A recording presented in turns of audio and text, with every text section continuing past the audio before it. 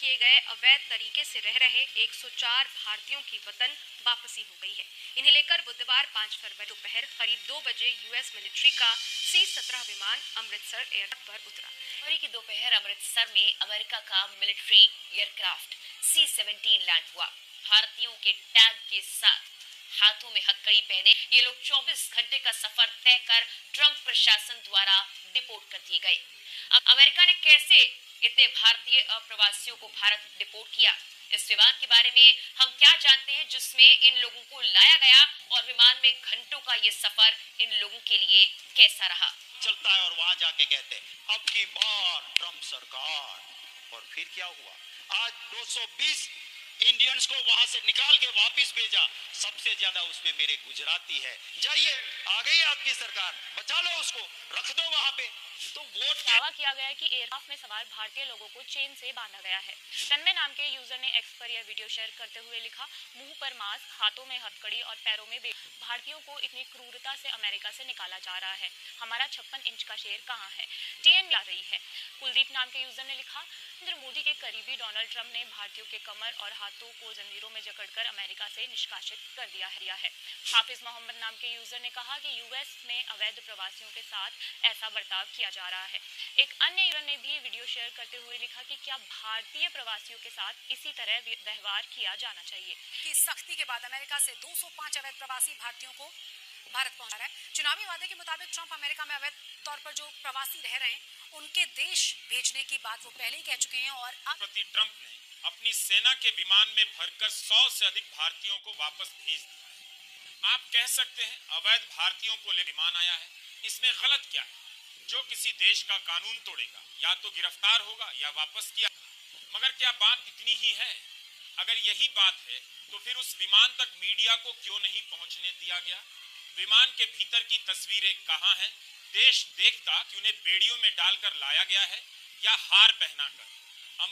America का सैनिक विमान भारत की धरती पर उतरा है और ये किसी को शर्म नहीं आ रही? इस ऐसा क्यों नहीं कर सके? मीडिया को विमान के उतरने का वीडियो नहीं लेने दिया गया, लेकिन कई जगहों पर अमेरिका के सैनिक विमान के उतरने की तस्वीरें आ गई हैं। और किसी भी देश के लिए यह शर्मनाक है कि उसकी धरती पर दूसरे देश का सैनिक विमान उसके ही नागरिकों को अपराधी की तरह लेकर उतरे। कायदे से स्वाभिमानी देश को कहना चाहिए था कि वह अपना नागरिक विमान भेजकर अपने नागरिकों को वापस लाएगा, लेकिन यह सवाल रहस्य रह जाएगा कि भारत ने अमेरिका के सैनिक विमान को भारत की जमीन पर क्यों उतरने दिया। इस सवाल पर चुप्पी क्यों पसरी हुई है?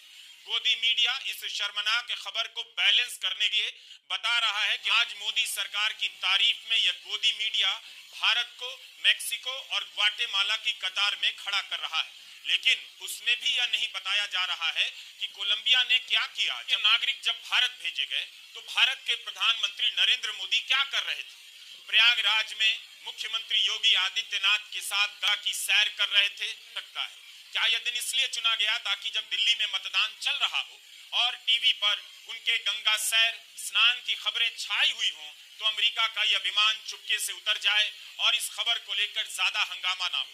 भारतीयों का इस तरह से भेजा जाना शर्मनाक तो है, उससे ज्यादा शर्मनाक है उन्हें इस तरह से चुपचाप अपनी ही जमीन पर उतरने देना। भारत के प्रधानमंत्री मोदी वह साहस नहीं दिखा सके जो कोलंबिया के राष्ट्रपति गुस्तावो पेट्रो ने दिखाया। तो भारत के नागरिक क्यों अमेरिका के सैनिक विमान से लाए गए? भारत ने क्यों नहीं एतराज किया? अपना विमान क्यों नहीं भेजा? Do you get my point? लेकिन भारत के प्रधानमंत्री नरेंद्र मोदी चुप रह गए। कभी किसी भी सरकार के समय ऐसा दृश्य देखा था कि भारत के लोग किसी दूसरे देश के सैनिक विमान में बिठाकर वापस किए जा रहे हैं क्योंकि वे अवैध तरीके से उस देश में घुसने का प्रयास कर रहे थे? अब आप यह सोचिए कि भारत की धरती पर अमेरिका का सैनिक विमान उतरा, उसकी तस्वीर कोई ना देख सके इसका प्रबंध पहले से किया गया। लेकिन यह खबर तो सबको पता है कि अमेरिका ने अवैध रूप से रह रहे भारतीयों को वापस भेजा है, बस फोटो नहीं, उससे क्या हो जाता है और तस्वीरें भी तो छप गई। बार डिपोर्ट किया। अमेरिका से इन लोगों के हाथों में हथकड़ी और बेड़ियां लगाकर भेजा जा रहा है। ऐसी कई तस्वीरें सामने आई जिसमें लोग बेड़ियों के साथ प्लेन के अंदर बैठे नजर आए। कहा जा रहा है कि भारतीयों को भी ऐसे ही भेजा गया है। इतना ही नहीं, इस फ्लाइट में 104 लोगों के लिए सिर्फ एक टॉयलेट मौजूद था। यानी 35 घंटे 104 लोग हाथों में बेड़ियां और एक टॉयलेट के सहारे ये भारत पहुंचे। किसी गोदी मीडिया न्यूज चैनल में हिम्मत नहीं है प्रधानमंत्री नरेंद्र मोदी से सवाल पूछने की या चुनाव। एक तरफ प्रधानमंत्री नरेंद्र मोदी महाकुंभ में डुबकी लगा रहे थे, जिसके ऊपर गोदी मीडिया न्यूज चैनल का ब्रेथलेस, बगैर सांस रोके कवरेज चल रहा था, और दूसरी तरफ अमेरिका में बेइज्जत किए गए भारतीयों को, कम से कम 104 भारतीयों को अमेरिका ने वापस भारत भेजा है, हाथों और पैर में बेड़ियां। ये 104 भारतीय जो हैं वो भारत उतरे, इसका जिक्र तक नहीं है गोदी मीडिया में। मैं एक बात स्पष्ट कर दूं, इन 104 भारतीयों का मजाक नहीं बनाया जाना चाहिए।